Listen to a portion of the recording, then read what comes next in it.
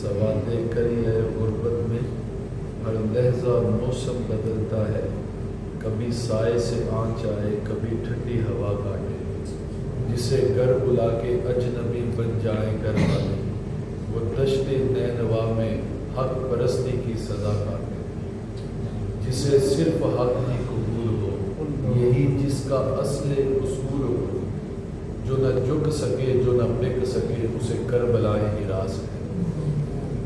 کائنات کے اندر اتنے آنسو کسی کے لیے نہیں بہائے گے جتنے میرے حسین کے لیے بہائے جاتے ہیں۔ جس عہد نافرجام کے اندر میں اور آپ سانس لے رہے ہیں، یہ شفاق معاشرہ ہے، بے وفا دنیا ہے۔ یہاں تو جب کسی کو تکبر کا ذوق ہوتا ہے تو وہ خدا ہونے کا دعویٰ کر دیتا ہے، کوئی نبی ہونے کا دعویٰ کر دیتا ہے، کسی نے مہدی ہونے کا دعویٰ کیا، لیکن آج تک کسی نے حسین ہونے کا دعویٰ نہیں کیا۔ کوئی 6 ماہ کا اصغر کٹائے تو کہے میں حسین، کوئی گھر کا گھر لٹائے تو کہے میں حسین، کوئی جوان بیٹے کا لاشا کندھوں پہ اٹھا کے لائے تو کہے میں حسین۔ جب میرے رسول نے اعلان نبوت فرمایا تو بیگانے تھے، اپنے بھی جان کے دشمن بن گئے۔ پھر زمانے نے وہ وقت بھی دیکھا کہ شیب ابی طالب کی گھاٹیاں آئیں، 3 سال تک میرے نبی نے پتے کھا کے گزارا کیا۔ جب ماؤں کی چھاتیوں سے دودھ خشک ہونے لگا تو درختوں کی چھال اتار کے اس کو پانی میں بھگویا جاتا، جب وہ نرم پڑ جاتی تو اس کو کھایا جاتا، اور جب شدت بھوک کی وجہ سے بچے روتے تو مائیں بچوں کو یہ کہہ کے چپ کروا دیتی، بچوں چپ ہو جاؤ، حضور سنیں گے تو حضور کو تکلیف ہوتی۔ پھر زمانے نے وہ وقت بھی دیکھا کہ جب خندق کھودتے کھودتے صحابہ تھک گئے، بھوک کی شدت کا عالم یہ تھا کہ پیٹ پہ پتھر بندھے ہوئے تھے کہ کہیں بھوک کی وجہ سے کمر تھوڑی نہ ہو جائے، تو کمر کو سیدھا کرنے کے لیے پیٹ پہ پتھر باندھے گئے۔ جب صحابہ تھک گئے خندق کھودتے کھودتے تو حضور کی بارگاہ میں آئے۔ کائنات میں آپ نے ایسا لیڈر نہیں دیکھا ہوگا، ہم نے بڑے بڑے لیڈر دیکھے، بڑے بڑے امیر دیکھے، بڑی بڑی تحریکوں کے سرپرست دیکھے، خود تو بلڈ پروف گاڑیوں کے اندر اور عوام کو برستی گولیوں کے سامنے کھڑا کیا جاتا ہے، خود تو اے سی والی گاڑی کے اندر جناب بیٹھے ہیں اور عوام کو جلستی ہوئی گرمی کے اندر چھوڑا جاتا ہے۔ لیکن کائنات پہ ایسا لیڈر کسی نے دیکھا نہیں ہوگا۔ جب بھوک کی شدت کی وجہ سے کام کرنا محال ہوا تو حضور کی بارگاہ میں آئے اور آ کے اپنے پیٹ دکھائے، حضور دیکھیں اب مزید خندق نہیں کھودی جاتی، ہمارے پیٹ پہ پتھر بندھے ہیں۔ چادر ہٹائی، زمانے نے دیکھ کے پیٹ پہ 2 پتھر بندھے ہوئے ہیں۔ پھر وہ وقت بھی آیا، حضور پیغام حق لے کے طائف کی وادی میں گئے، آسمان کے فرشتے جب سے کائنات بنی ہے کبھی نہیں روئے، لیکن 2 موقع ایسے آئے کہ آسمان کے فرشتے دانے مار مار کے روئے۔ ایک جب حضرت ابراہیم نے اللہ کی رضا کے لیے اپنے بیٹے اسماعیل کی گردن پہ چھری رکھی، فرشتوں کی تب بھی چیخیں نکلی، اور جب طائف کی وادی میں میرے رسول کو پتھر مارے گئے فرشتے تب بھی روئے۔ اتنے پتھر مارے گئے کہ حضور کا لہو مبارک نکلنے لگا اور جوتے لہو سے تر ہو گئے۔ حضور شدت درد کی وجہ سے زمین پہ بیٹھے، 2 جوان آگے بڑھے، کندھوں سے پکڑ کے اٹھایا اور پھر پتھر مارنے لگے۔ حضور نے فرمایا کہ صحابہ نے تکرار کیا، حضور ان کے خلاف بد دعا بول رہے، فرشتے آئے، پہم تقاضا کیا، حضور حکم دیں، اتنی بلندی پہ لے جا کے پلٹے، زمانے پہ ان کا نشان بھی باقی نہ رہے۔ فرمایا میں رحمت بن کے آیا ہوں، میں زحمت بن کے نہیں آیا۔ فرمایا یہ نہیں مانتے تو نہ مانے، مجھے ان کی نسلوں سے ایمان کی توقع ہے۔ پھر وہ وقت بھی آیا کہ گلشن نبوت کے اندر پھول کھلے، آنگن نبوت کے اندر حضور بیٹھے ہیں۔ حضور کی ایک رات پہ حضور کے صاحبزادے حضرت ابراہیم رضی اللہ تعالیٰ عنہ اور دوسری رات پہ امام حسین رضی اللہ تعالیٰ عنہ بیٹھے ہیں۔ حضور کبھی ان کو دیکھتے ہیں، کبھی ان کو دیکھتے ہیں اور مسکراتے ہیں۔ حضرت ابراہیم کو دیکھتے ہیں، خیال آتا ہے یہ میرا بیٹا ہے، خوشی ہوتی ہے۔ پھر حضرت حسین کو دیکھتے ہیں تو خیال آتا ہے یہ میری بیٹی کا بیٹا ہے، پھر مسکراتے ہیں۔ لیکن قدرت کو کچھ اور ہی منظور تھا. حضور صلی اللہ علیہ وسلم ان کو دیکھ کے مسکراتے ہیں تو جبریل کے پروں کے پھڑ پھڑانے کی آواز آئی. کہا حضور اللہ فرماتا ہے ایک بیٹے پہ ایک بیٹے کو قربان کر دے. زخم پہ زخم کھا کے تھی, خونے جگر کے گھونٹ پہ آہنا کر لبوں کو سی, یہ عشق ہے دل لگی نہیں. اور یہ تو شہادت گاہ الفت میں قدم رکھنا ہے. لوگ آسان سمجھتے ہیں مسلمان ہونا. کہا ایک بیٹے میں دوسرے بیٹے کو قربان کر دیں. حضرت ابراہیم کو دیکھا یہ میرا بیٹا ہے, بڑا دکھ ہوگا. پھر امام حسین کو دیکھا یہ میری بیٹی کا بیٹا ہے, اگر حسین چلا گیا تو فاطمہ روئے گی اور فاطمہ کا رونا مجھ سے دیکھا نہیں جائے گا. کہا جبریل تو گواہ ہو جا, میں نے اپنے بیٹے حسین پہ اپنے بیٹے ابراہیم کو قربان کر دیا. پھر چند دنوں کے بعد خبر ملتی ہے کہ حضور آپ کا بیٹا انتقال کر گیا. اللہ اکبر. حضور کی چشمان مبارک سے آنسو نکلنے لگے. فرمایا آنکھیں پرنم ہیں, دل غمزدہ ہے, لیکن زبان سے وہی کہوں گا جس سے میرا رب راضی ہے. آنکھوں کا غم اور دل کا غم یہ رحمان کی طرف سے ہے. ہاتھوں کا غم اور زبان کا غم یہ شیطان کی طرف سے ہے. واویلا کرنے سے, ماتھا پیٹنے سے, چھاتی پیٹنے سے, کفر یا کلمات بولنے سے منع کیا گیا. فرمایا آنکھیں پرنم ہیں, دل غمزدہ ہے, لیکن زبان سے وہی کہوں گا جس سے میرا رب راضی ہے. پھر زمانے نے وہ وقت بھی دیکھا. حضرت عبداللہ بن شداد رضی اللہ تعالیٰ عنہ, آپ فرماتے ہیں وہ حضور کے پیچھے نماز پڑھ رہے تھے. حضور نے سجدے کو اتنا طول دیا کہ ہمیں لگا یا تو وحی کا نزول ہو رہا ہے یا پھر حضور کی روح پرواز کر گئی. اللہ کا حکم آ گیا. فرماتے ہیں میں نے کنکھیوں سے سر اٹھا کے دیکھا تو میں نے دیکھا میرے رسول کی پشت پہ حسین کھیل رہا تھا. امام حسین کے کھیلنے کی وجہ سے رہا نہ گیا. جب شہزادے گرے حضور نے منبر چھوڑ کے شہزادوں کو پکڑ لیا. حضور صلی اللہ علیہ وسلم گھر سے نکلتے ہیں, امام حسین حضور کے کندھوں پہ سوار ہے اور حضور کی زلفوں کو اپنے ہاتھوں سے تھاما ہے. حضرت عمر سامنے آئے اور فرمانے لگے واہ حسین تیرا مقدر, کتنی خوبصورت سواری میسر آئی. حضور مسکرا کے بولے عمر سواری دیکھتے ہو, سوار بھی تو دیکھو نا کتنا اعلیٰ ہے. اللہ اکبر. حضرت اسامہ بن زید بن حارث رضی اللہ تعالی عنہ فرماتے مجھے کوئی کام پڑا, رات کا پچھلا پہر تھا, میں حضور کے حجرے پہ آیا اور میں نے دستک دی. صحابہ کا یہ مزاج تھا کہ کبھی بھی حضور کے روزے پہ دستک نہیں دیتے تھے. بڑی ہنگامی صورتحال ہوتی تو انگلیوں کے پوروں سے حضور کے روزے پہ دستک دیتے. بھلا انگلیوں کے پوروں سے دستک دینے سے کوئی آواز پیدا ہوتی ہے, لیکن یہ اپنے دل کی پیاس بجھاتے تھے. حضور جب چاہتے اندر سے تشریف لاتے. میں نے پلکوں سے در یار پہ دستک دی ہے, میں وہ سائل ہوں جسے کوئی صدا یاد نہیں. کہتا میں نے دستک دی, حضور باہر تشریف لے گئے, میں نے حاجت کہی, پوری ہوئی تو میں نے دیکھا کہ حضور کے پہلوؤں میں کوئی چیز جنبش کرتی ہے تو مجھ سے نہ رہا گیا. میں نے کہا حضور آپ کے پہلوؤں میں کون ہے؟ تو کہتا حضور نے چادر کو ہٹایا تو میں نے دیکھا رات کے پچھلے پہر حضور کے ایک پہلو میں امام حسن تھے, دوسرے پہلو میں امام حسین تھے. حضور نے فرمایا اللہ یہ میری بیٹی کے بیٹے ہیں, یہ میرے بیٹے ہیں, مالک میں ان سے پیار کرتا ہوں, قیامت تک جو ان سے پیار کرے مالک تجھ سے بھی پیار کرے. اللہ اکبر. پھر حضرت حذیفہ بن یمان کی سنیے, کہتے میں نے اپنی ماں سے عرض کی اماں مجھے اجازت دے, حضور کے پیچھے نماز نہ پڑھ کے آؤں. ماں نے کہا بیٹا اگر اجازت دوں گی تو میرے لیے کیا کروائے گا. اللہ اکبر.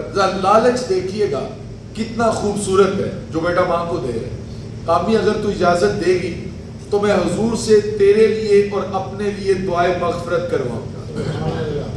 ماں نے اجازت دے دی. کہتے ہیں عصر کا وقت تھا, میں نماز پڑھی حضور کے پیچھے, حضور کسی کام کے اندر مشغول تھے.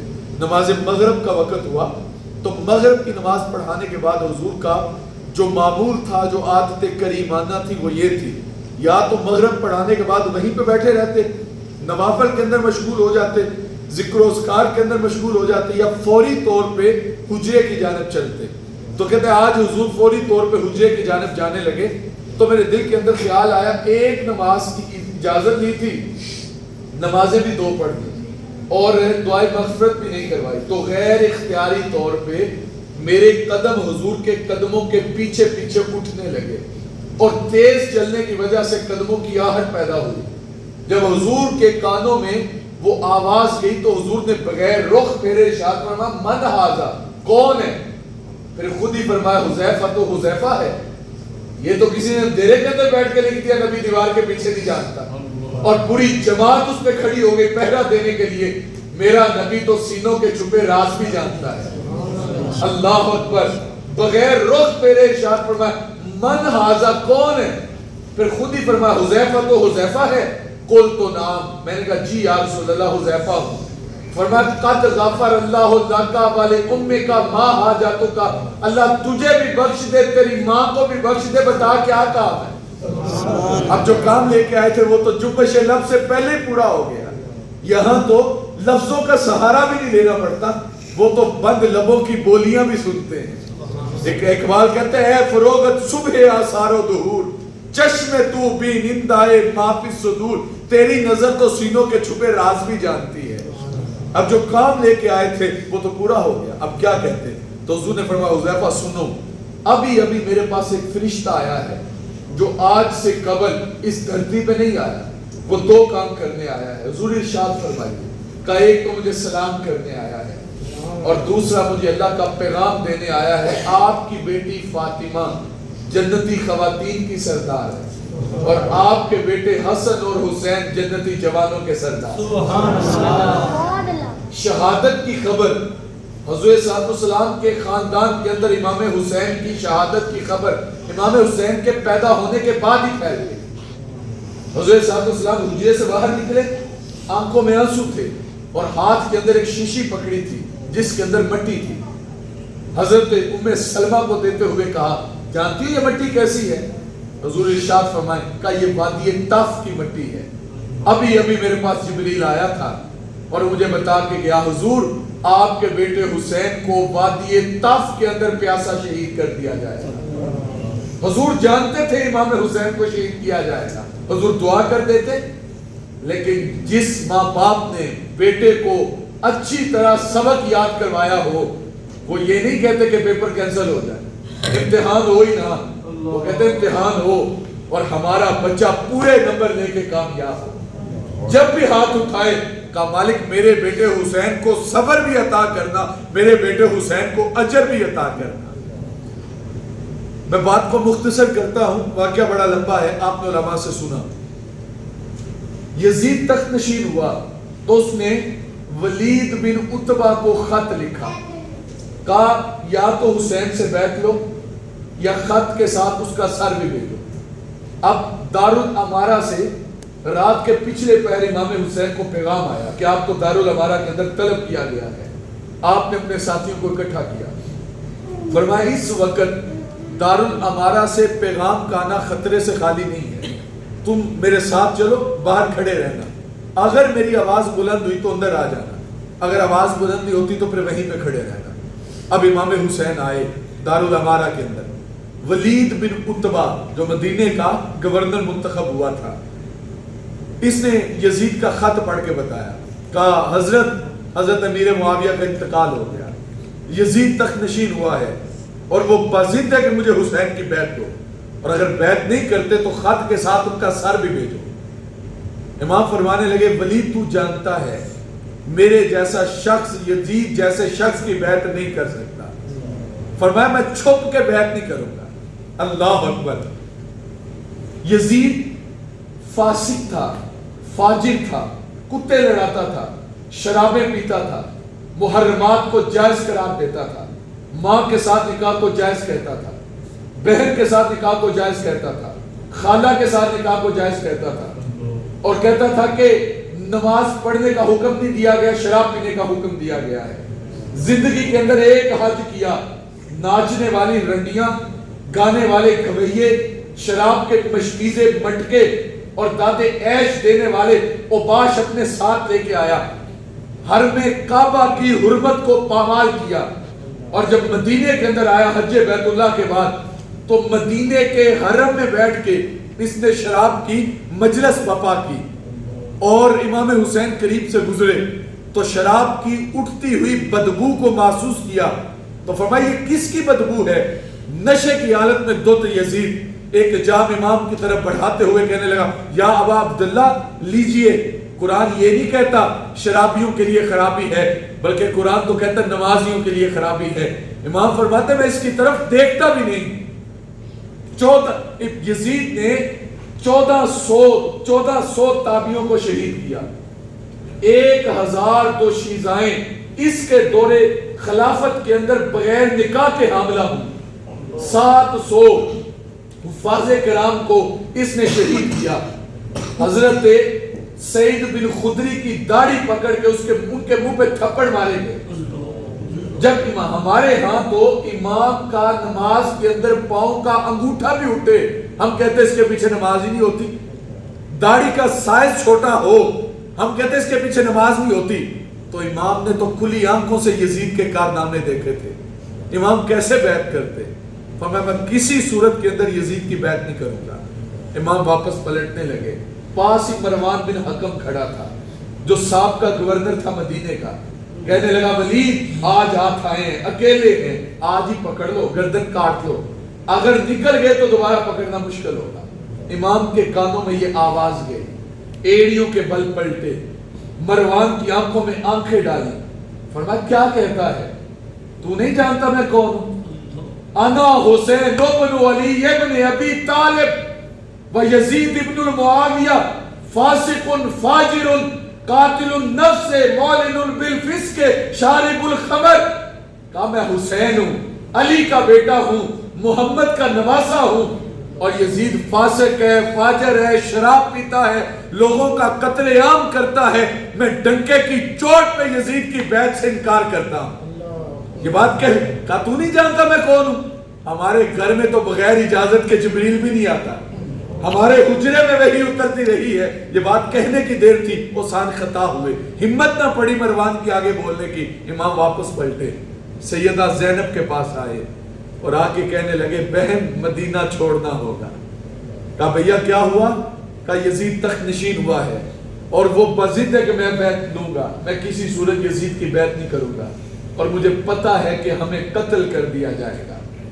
میں اپنے خون سے اپنے نانا کے مدینے کو لالازار نہیں کرنا چاہتا۔ رات کی تنہائی کے اندر سوائے محمد بن حنفیہ کے باقی سارا خاندان رسول روزہ رسول پہ آخری سلام پیش کرنے آیا، اور اس آخری سلام میں امام حسین نے اپنے نانا سے کیا باتیں کی ہوں گی، سیدہ زینب نے اپنے جد امجد سے کیا کہا ہوگا۔ 8 دن کے لیے جاتا ہے حاجی مدینے کے اندر، یا 12 دن کے لیے یا 20 دن کے لیے، اور مدینہ چھوڑنا قیامت سے کم نہیں ہوتا۔ اعظم چشتی مرحوم جب آخری بار گئے مدینے تو خادم کو کہا میری ویل چیئر الٹی کھینچو۔ جب روزہ رسول سے نظریں اوجھل ہونے لگی اور روزہ رسول آنکھوں سے ہٹنے لگا تو آنکھیں رو کے کہنے لگی جہاں بدن سے نکلتی ہے اعظم، جہاں بدن سے نکلتی ہے اعظم، کوئی آسان کام ہے مدینے سے جدا ہونا؟ یار 8 دن کے لیے حاجی جائے مدینے کے اندر تو مدینہ چھوڑنا قیامت سے کم نہیں ہوتا۔ تو جس کے گھر کا دروازہ مسجد نبوی کے اندر کھل رہا تھا، جو پیدا مدینے میں ہوا تھا، جس نے رسول اللہ کے کندھوں پہ سواری کی تھی، جو حضور کے سجدوں پہ کھیلتا رہا، جو حضور کے منبر پہ بیٹھتا رہا، وہ حسین آج مدینہ چھوڑ رہا ہے۔ 3 شعبان المعظم کو یہ مکہ المکرمہ میں پہنچتے ہیں، پھر ادھر مسلسل کوفیوں کے خط آتے ہیں، حضرت آئیں ہم آپ کے ہاتھ پہ بیعت کریں گے، ہم آپ کی پشت پناہی کریں گے، ہم آپ کے پیچھے کھڑے ہوں گے۔ امام حسین نے مسلم بن عقیل کو بھیجا کہ جاؤ حالات کا جائزہ لو۔ مسلم بن عقیل گئے تو 40,000 کوفیوں نے آپ کے ہاتھ پہ بیعت کی۔ مسلم بن عقیل نے خط لکھا حضرت موافق حالات ہیں آپ آ جائیں۔ امام حسین نے حج کرنے کا ارادہ کیا، احرام باندھا اور خیال تھا کہ حج کروں گا اور پھر جاؤں گا، لیکن آپ کو خبر پہنچتی ہے کہ قاتل حج کا لبادہ اوڑھ کے حج کے گروہ کے اندر شامل ہو چکے ہیں۔ آپ اپنے احرام کو حج کی بجائے عمرے میں بدلتے ہیں اور جلدی جلدی طواف کرتے ہیں، اور آپ کے جو بقی خواہ تھے، جو آپ کے خیر خواہ تھے، آپ کے دوست تھے، وہ کہنے لگے عزت نہ جائیں، ہمیں ڈر ہے کہ آپ کو پیاسا شہید کر دیا جائے گا۔ دیکھیں آپ کے باپ کے ساتھ کیا سلوک ہوا. الکوفی لا یوفی، کوفی کبھی وفا نہیں کرتا. امام فرمانے لگے میرے غم گسارو میرے پیارو، مجھے نہ روکو مجھ کو جانے دو، مجھے نانے کے دی کی ڈوبتی کشتی بچانے دو. میں جاتا ہوں زمانے پہ وفا کا نام رہ جائے، کچھ رہے یا نہ رہے عظمت اسلام رہ جائے. میں نہیں جاتا ہمارے گھر کی آن جاتی ہے، لوگوں تمہارا دین جاتا ہے میری غیرت ایمان جاتی ہے. کہا ہر صورت کے اندر میں کوفے جاؤں گا. لوگوں نے پھر مشورہ دیا حضرت اگر جانا ضروری ہے تو حج کرتے چلے جائیں. 10 ذی الحجہ کو مکہ المکرمہ چھوڑا اور حاجی حج کرنے کے لیے آ رہے تھے. حضور حج کرتے جائیں. امام فرمانے لگے لوگوں ایک حج تمہارا ہے ایک حج میرا ہے. تم احرام باندھو گے میرا پیراہن اتار دیا جائے گا. تم کعبۃ اللہ کا طواف کرو گے میں خیموں کا پہرا دوں گا. تم حجر اسود کو بوسے دو گے میں اصغر کی کٹی ہوئی گردن چوموں گا. تم زمزم پیو گے مجھے پیاسا رکھا جائے گا. تم کبھی باغ کے صفا پہ کبھی باغ کے مروہ پہ، میں کبھی مقتل سے قاسم کا لاشا اٹھا کے لاؤں گا، کبھی اوتو محمد کے تڑپتے لاشے اٹھا کے لاؤں گا. تم سر منڈواؤ گے تمہارا حج مکمل ہوگا، میں سر کٹاؤں گا میرا حج مکمل ہوگا. کہ لوگوں ایک حج تمہارا ہے ایک حج میرا ہے، لیکن جو حج میرا ہے وہ قیامت تک کے حجوں کے لیے بانگ پن اور عروج کا سبب بنے گا. اب امام رخت سفر مانتے ہیں. راستے کے اندر خبر ملتی ہے حضرت کوفی بے وفائی کر گئے، مسلم بن عقیل کو شہید کر دیا گیا. یار کوفہ کی جامع مسجد کا وہ منظر کتنا دردناک ہوگا جب عصر کی نماز پڑھانے کے لیے مسلم بن عقیل مصلی پہ آئے. 40,000 کوفی آپ کے پیچھے نماز پڑھنے کے لیے کھڑا تھا، لیکن جب آپ نے سلام پھیری تو ایک شخص بھی پیچھے موجود نہیں تھا. اللہ اکبر. خبر ملی ابن زیاد کو منتخب کیا گیا، لوگوں کو ڈرایا، لوگ گھروں میں چھپ گئے، بیت توڑ دی کہ اگر ہمارے گھر میں مسلم بن عقیل آ گئے تو کہیں ہماری جان نہ جاتی رہے. خبر ملی حضور بے وفائی ہوگی واپس پلٹ جائیں. کہا لوگوں مجھے پتا ہے میرے ساتھ کیا ہونے والا ہے، لیکن اس کے باوجود میں کربلا کے میدان میں جاؤں گا. وہ اس لیے کہ لوگوں کے سامنے قیامت تک جبر کے مقابلے میں کھڑا ہونے کے لیے کوئی نمونہ تو ہو، کوسوا تو موجود ہو. امام حسین آئے 2 منزل دور کوفہ سے، ہور بن یزید ریاحی آپ کا رستہ روک کے آپ کو کربلا کے میدان میں لے گیا. وہاں پہ خیمے گاڑے گئے. 7 محرم الحرام کو آپ پہ پانی بند کر دیا گیا. کھانا بھی بند تھا، لیکن کھانے کے بغیر انسان کچھ دن زندہ رہ لیتا ہے، اور پانی کا عمل دخل انسانی زندگی میں زیادہ ہے کھانے کی نسبت، اس لیے تذکرہ زیادہ پانی کا کیا جاتا ہے. 7 محرم کو پانی بند کر دیا گیا. آپ اہتمام حجت پیش کرتے رہے. لوگوں مجھے پہچانو میں کون، میرے خون سے اپنے ہاتھ نہ رنگو. اس وقت اس کائنات کے اوپر میرے علاوہ کسی نبی کی بیٹی کا کوئی بیٹا موجود نہیں ہے. لوگوں جلد بازی نہ کرو، مجھے پہچانو میں کون. وہ کہتے 2 ہی باتیں ہیں، یا تو بیعت کرو یا پھر مقابلے میں آؤ. اب 9 محرم کی رات تھی. امام نے عبادت کا وقت مانگا، چراغ گل کر دیا گیا، بجھا دیا گیا. کہا لوگوں جو اٹھ کے جانا چاہتا ہے چلا جائے، ہم کسی سے قیامت کے دن کوئی مطالبہ نہیں کریں گے، اور جو اٹھ کے جائے گا یہ اسے کوئی نقصان نہیں پہنچائیں گے. ان کا مطلوب میں ہوں اور میں یہاں پہ موجود ہوں. جب چراغ جلایا گیا تو ایک شخص بھی اٹھ کے نہیں گیا تھا. حضرت مسلم بن اوس جا اٹھ کے کھڑے ہوئے. 70 سال عمر ہے، آنکھوں سے آنسو بہتے ہیں، اور رو کے کہنے لگے حضرت ہمارے جسموں کو 70 بار کاٹا جائے، 70 بار جلایا جائے، 70 بار ہوا کے اندر پڑخچے اڑا دیے جائیں، اللہ کی عزت کی قسم ہم پھر بھی آپ کو نہیں چھوڑیں گے. حضرت حبیب بن مظاہر اٹھ کے کھڑے ہوئے. حضور آپ کو چھوڑ کے جائیں تو جائیں کہاں، اور کوئی جائے امان ہی نہیں، کوئی جگہ ہی نہیں. اب عاشور کا دن نمودار ہوا. کربلا کے تپتے ہوئے ریگزار کے اندر فجر کی اذان پڑی گئی. پھر اس کے بعد وہ باضد تھے مقابلے میں آؤ. امام خیمے کے اندر داخل ہوئے. سیدہ سکینہ کی آنکھوں میں آنسو تھے. رو کے کہنے لگی کہ مجھ سے اصغر کا تڑپنا دیکھا نہیں جاتا. 6 ماہ کا اصغر. امام نے ہاتھوں پہ اٹھایا، نہر فرات کے کنارے پہ آئے، لشکر اشکیا 22,000 کا لشکر جرار، اور ایک روایت کے لفظ ہے 30,000 کا لشکر تھا. ان 72 کے مقابلے میں آئے تھے. اللہ اکبر. امام نے مخاطب ہو کے کہا لوگوں تمہاری لڑائی میرے ساتھ ہے، اس 6 ماہ کے بچے نے تمہارا کیا بگاڑا ہے؟ چلو پانی کا بھر کے حضرت اصغر کا حلق سیراب کرنا چاہا۔ لوگوں یہ قصے کہانیاں نہیں ہیں، یہ ذوق الاعتقادی نہیں ہے، یہ اندھی عقیدت نہیں ہے، یہ حقیقت ہے۔ یار بیٹے کو بخار ہو تو باپ کو تو رات کو نیند بھی نہیں آتی، اور یہ 6 ماہ کا اصغر نبی کا شہزادہ علی کا دلارا پیاس سے تڑپ رہا ہے۔ امام چلو بھر کے پانی کا حلق کو سیراب کرنا چاہا۔ لشکر اشقیاء سے آواز بلند ہوئی، یہ نبی کا نواسا ہے، خالی نہ پلٹے، تیروں کی بوچھار کر دی جائے۔ اب تیر برسائے گئے، ایک 2 شاخہ تیر، اور راوی کہتا وہ جانوروں کا شکار کرنے والا تیر تھا، وہ انسانوں والا تیر ہی نہیں تھا۔ امام اصغر کے حلق میں پیوست ہوا اور گردن کو کاٹ کے رکھ دیا گیا، گردن لٹکنے لگی۔ امام نے خون چلو کے اندر لیا اور فضا میں بلند کیا اور کہا مالک حسین کی یہ ننھی قربانی قبول فرما۔ اللہ اکبر۔ اب جگر پارا ہاتھوں کو اوپر دم توڑ گیا، لے کے خیمے میں آئے۔ سیدہ ام رباب، سیدہ سکینہ، سیدہ زینب کا سامنا بڑا مشکل تھا، آنکھوں میں آنسو اترے۔ کہا بیٹا تمہیں صبر کی تلقین کرتا ہوں، میرا بیٹا حوض کوثر سے سیراب ہو چکا ہے۔ پھر جو چل کے جا سکتے تھے وہ چل کے گئے، جو چل کے نہیں جا سکتے تھے امام اپنے ہاتھوں پہ اٹھا کے لے کے گئے، اور ایک ایک کر کے سارا خاندان رسول کربلا کے میدان کے اندر کاٹ دیا گیا۔ اللہ اکبر۔ پھر وہ وقت بھی آیا، میرے امام گھوڑے کی زین پہ سوار ہوئے اور میدان کربلا میں نکلے۔ اللہ نے فرشتوں سے مخاطب ہو کے کہا ہوگا، آپ کہانی بھولے نہیں، فرشتوں نے کہا تھا مالک سجدے ہم کرتے ہیں، باقی ہم بولتے ہیں، تیری تسبیح ہم بیان کرتے ہیں، اور نیابت کا تاج تو انسان کے سر پہ سے جائے گا۔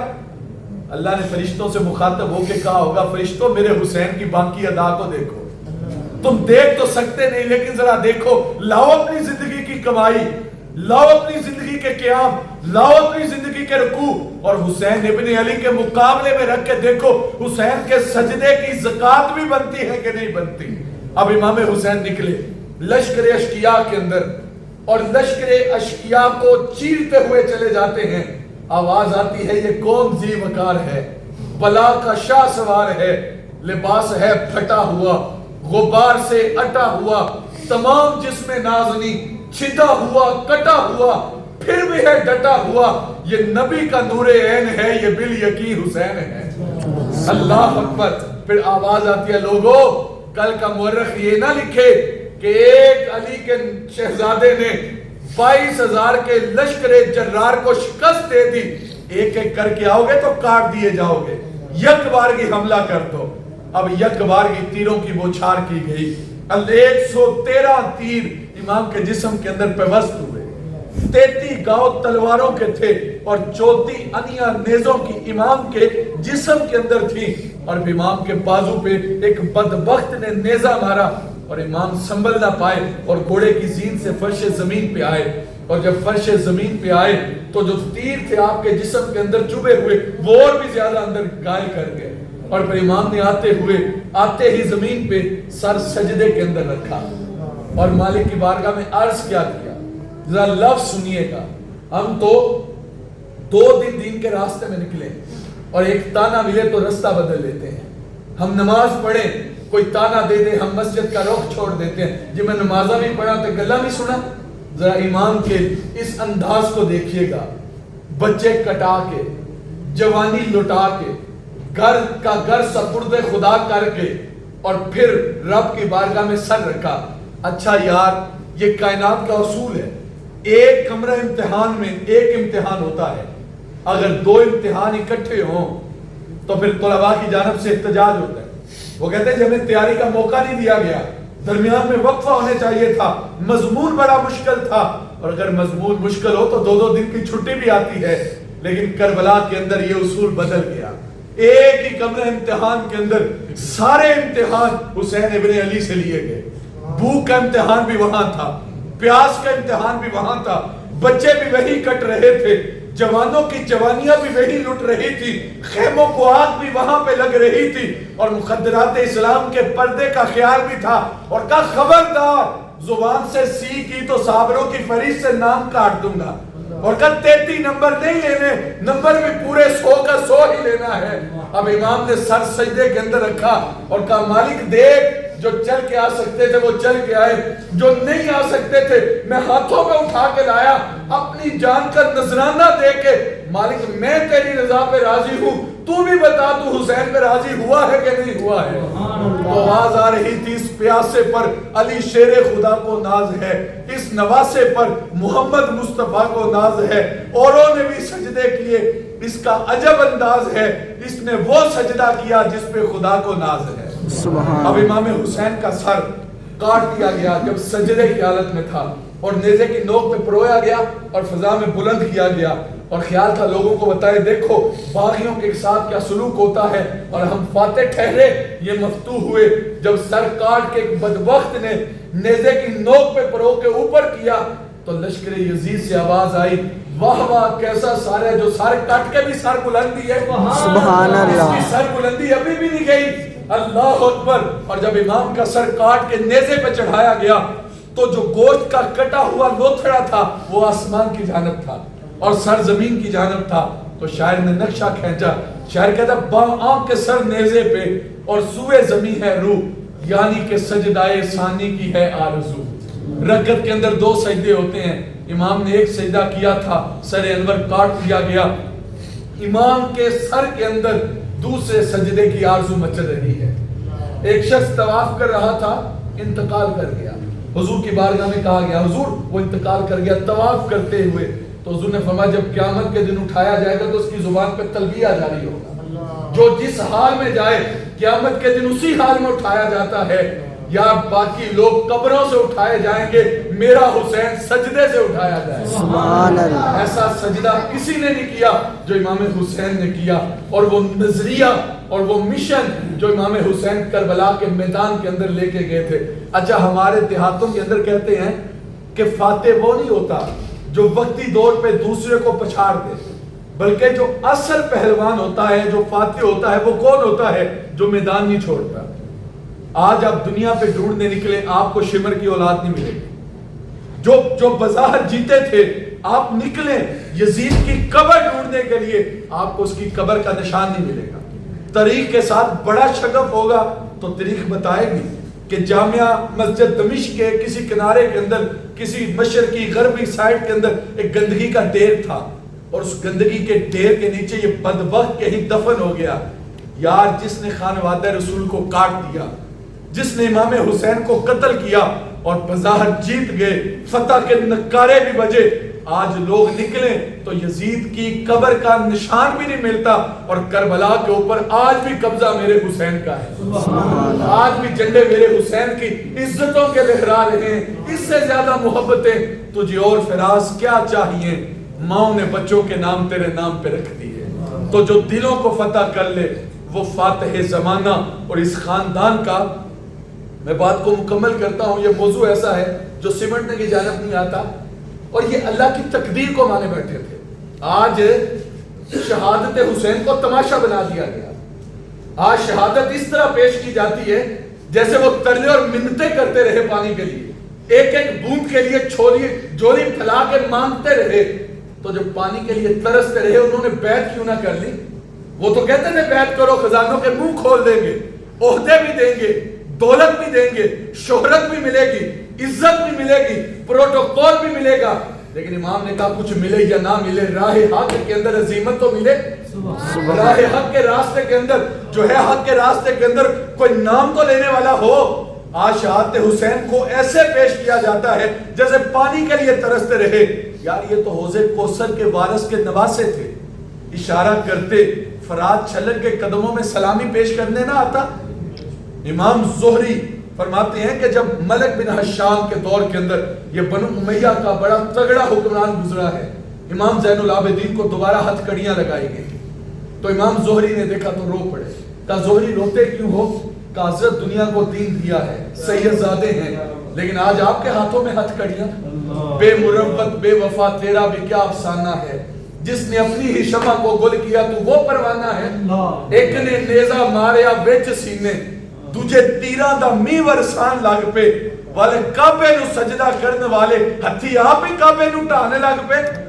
حضرت دنیا کو دین دیا ہے، آج آپ کے ہاتھوں میں ہتھکڑیاں. کہا زہری ہم تو اس کی تقدیر کو مانے بیٹھے ہیں، ورنہ یہ زنجیریں ہمارے لیے کیا ہیں؟ آپ نے جھٹکا دیا، زنجیریں ٹوٹ کے بکھر گئی. کہیں کی اوقات کیا ہے؟ ہم تو اس کی تقدیر کو مانے. ہم حسین والے نہیں ہیں، ہم واہ حسین والے ہیں. سبحان اللہ. اتنے زخم وہ ہمالیہ پہ آتے تو اس کا کلیجہ بھی پھٹ جاتا، اتنے زخم سینے پہ ہوں تو کھڑا نہیں ہوا جاتا. یار بیٹا تبھی موت مر جائے تو 10 آدمی سنبھالا دینے والے ہوتے ہیں لیکن باپ نہیں سنبھلتا. اور جب جوان کی میت اٹھا کے جاتے ہیں تو 4 آدمی اس کندھے سے پکڑتے ہیں، 4 آدمی اس کندھے سے پکڑتے ہیں. کو پوچھے جناب یہ کون ہے؟ کہا اسی کے لال کی تو میت جا رہی ہے. یار بیٹا بھی تبھی موت مرا ہو، باپ سنبھالنے سے نہیں سنبھلتا. تو سلام پیش نہ کریں حسین ابن علی کو. 16 سال کا اکبر کٹوا کے کہتا ہے مالک حسین کی یہ قربانی بھی قبول فرما. واہ حسین تیری عظمت کو سلام. پلے ہندیاں زور نہیں لایا، بیٹھے من رضائیں. دنیا تو خالی ٹر گے دی دنی دے سائیں. اگر یہ اشارہ کرتے تو پانی کی اوقات کیا تھی. واہ حسین تیری عظمت کو سلام. اے شہیدان محبت کے امام، تم پہ لاکھوں رحمتیں لاکھوں سلام. لالا گو لالا بدن لالا کفن، اے چمن اندر چمن زندگی ہی زندگی تیری حیات. اے حیات اندر حیات، افتخار ملت بیضا ہے تو. رب کعبہ کی قسم یکتا ہے تو. فخر کا دل میں دریچہ باز کرنا چاہیے، جن کا تو آقا ہے ان کو ناز کرنا چاہیے. سبحان اللہ. آج آپ کو زمانے پہ کوئی شمر کا ماننے والا نظر نہیں آئے گا، کوئی خولی کا پیروکار نظر نہیں آئے گا، کوئی یزید کا حمایتی نظر نہیں آئے گا. اور اگر کہیں آئے گا بھی تو نام لینے سے پہلے بھی دائیں بائیں دیکھے گا، نام لیتے ہوئے بھی شرمندہ ہوگا اور نام لینے کے بعد منہ چھپا لے گا. لیکن ہمارے لبوں پہ جب نام حسین آتا ہے سر فخر سے بلند ہو جاتا ہے. فخر کا دل میں دریچہ باز کرنا چاہیے، جن کا تو آقا ہے ان کو ناز کرنا چاہیے. کہ لوگوں کبھی ایسا موقع بن جائے. جب گاندھی نے سامراج کو للکارا تھا تو اس نے اپنے ماننے والوں کو اکٹھا کیا. اس نے کہا تم سوچتے ہوگے کہ جن کی حکومت کے اندر سورج طلوع بھی ہوتا ہے غروب بھی ہو جاتا ہے، اس حکومت کے ساتھ ٹکر لینا اور یہ مٹھی بھر لوگ یہ تو دیوار کے ساتھ سر پھوڑنے کے مترادف ہے. لیکن میں کیا کروں، میرے سامنے حسین ابن علی کا کردار موجود ہے. یار حسین کو ماننے والے اور فلسطین کے اندر بچے کٹ جائیں، کوئی ان کا پرسان حال نہ ہو تو پھر ہم سے کوئی خطا ہوئی ہے. ہم نے حسین کو تو مانا ہے لیکن حسین کے مشن کو نہیں مانا، حسین کے نظریے کو نہیں مانا. اور اگر نظریے کو نہیں مانتے تو صاحب یاد رکھنا 10 محرم کی سبیل کیا، ساری زندگی بھی سبیل لگاتے رہو وہ فائدہ نہیں دے گی. آؤ اس نظریے پہ اکٹھے ہو جاؤ جس نظریے پہ امام حسین کربلا میں آئے تھے. اور وہ نظریہ کیا تھا کہ میں اپنی جان کا نذرانہ تو پیش کر دوں گا لیکن کبھی کسی ظالم کے ہاتھ کے اندر ہاتھ نہیں دوں گا.